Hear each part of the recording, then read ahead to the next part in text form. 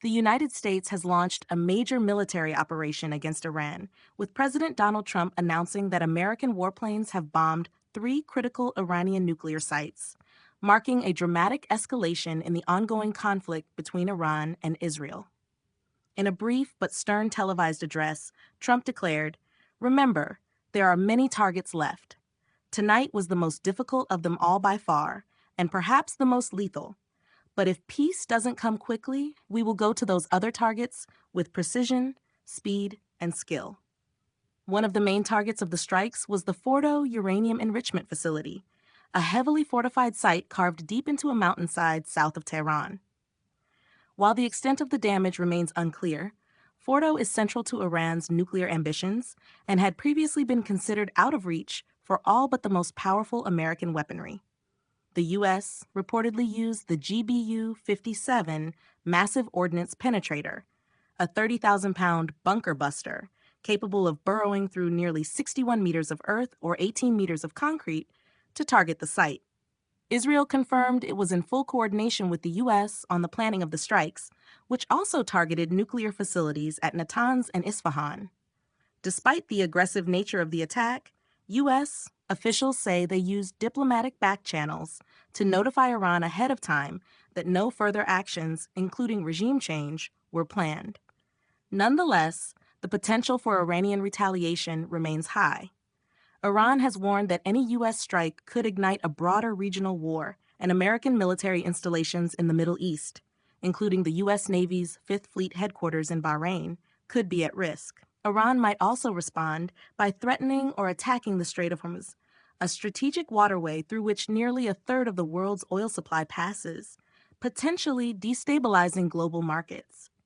Iran could strike back not only at U.S. targets, but also at allies perceived to be supporting the strikes, increasing the risk of the conflict spreading.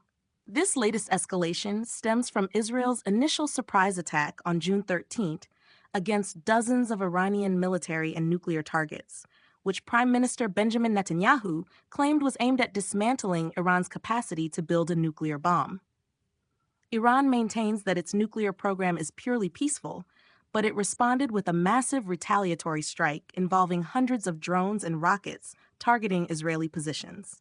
The cycle of escalation has continued since, with airstrikes exchanged between the two nations on an almost daily basis. Trump, who has long opposed Iran acquiring nuclear weapons, has publicly rejected assessments by his own intelligence community. In March, National Intelligence Director Tulsi Gabbard stated that Iran was not actively building a nuclear weapon, despite expanding its uranium stockpile. Trump, however, dismissed this assessment as incorrect. Adding to the complexity is Trump's own foreign policy stance. On the campaign trail, he repeatedly criticized previous administrations for their involvement in what he called stupid endless wars in the Middle East and vowed to keep the U.S. out of further military entanglements.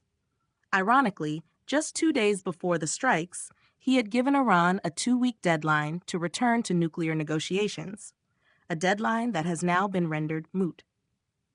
The United States and Iran had been engaged in sensitive talks at the time of Israel's surprise attack, which has now derailed the diplomatic process.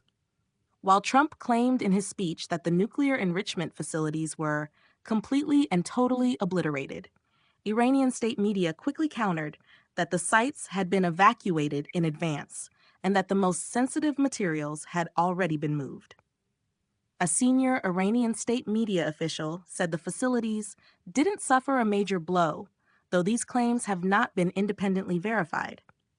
Meanwhile, casualties from the broader conflict continue to mount, with Iran reporting over 200 dead and more than 1,200 wounded since the recent fighting with Israel began.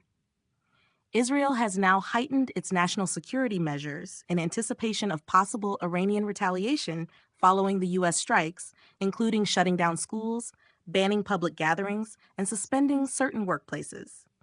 Domestically, questions are mounting over Trump's authority to initiate such military action without congressional approval. While only Congress can formally declare war, the president, as commander-in-chief, can order military operations without that declaration. This has led to bipartisan efforts in Congress to restrict Trump's war-making powers with a War Powers Resolution, though such efforts remain largely symbolic and are unlikely to pass quickly enough to prevent future strikes.